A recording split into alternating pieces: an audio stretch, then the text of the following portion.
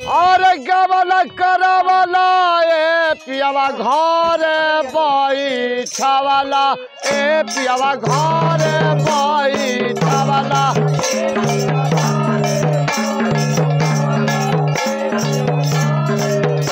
अरे गवला करवला ए पिया घर बैठवला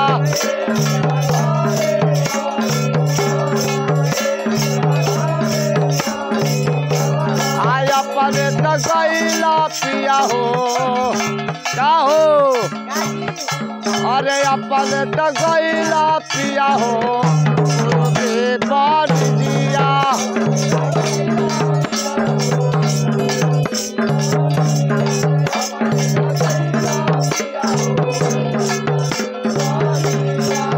अरे के करा से बोल बे पिया के करा से हाँ सब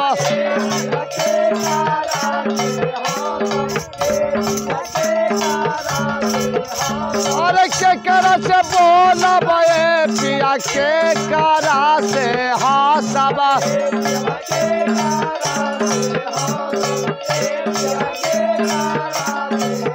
अरे के करा से कहब पिया हो के करा से कहब पिया हो सिलवा के बतिया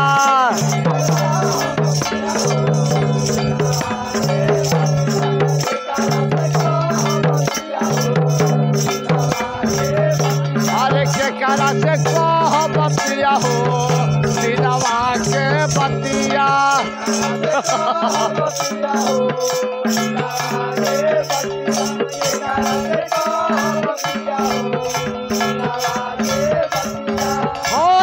ससुर जी से बोली है धनिया ननदो से हंसिया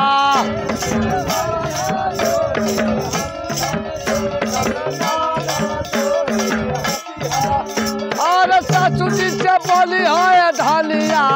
ननदो से हंसिया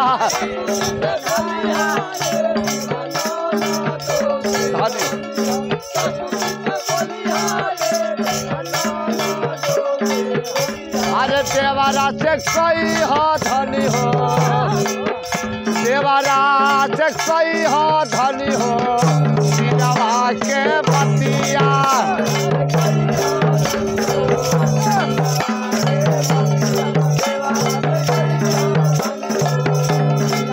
अरे देवारा से कोई हो धनी हो सिलवा के बतिया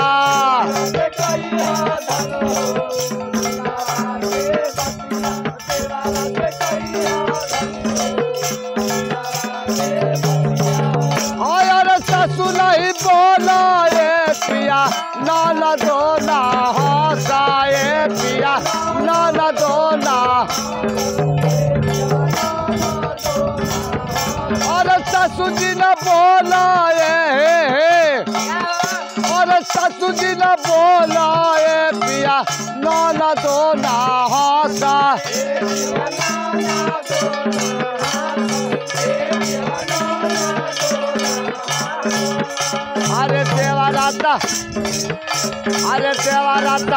अरे देवाराता पूछे पिया हो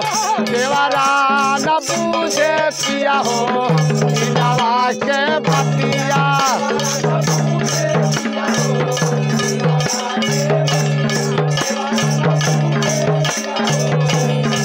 हाँ देवारा न पूछे पिया हो सिलवा के बतिया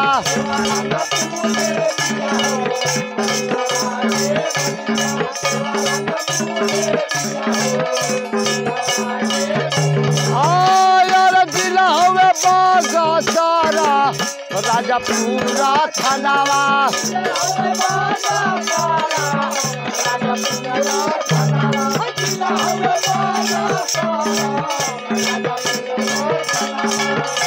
अरे बारूज गावा ताना बारूज गावा ताना के मागनावा बारूज गावा ताना के मागनावा बारूज गावा ताना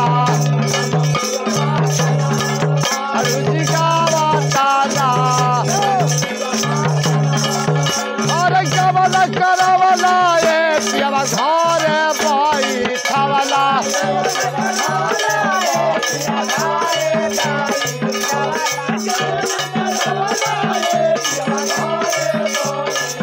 अरे अपने त गैला पिया हो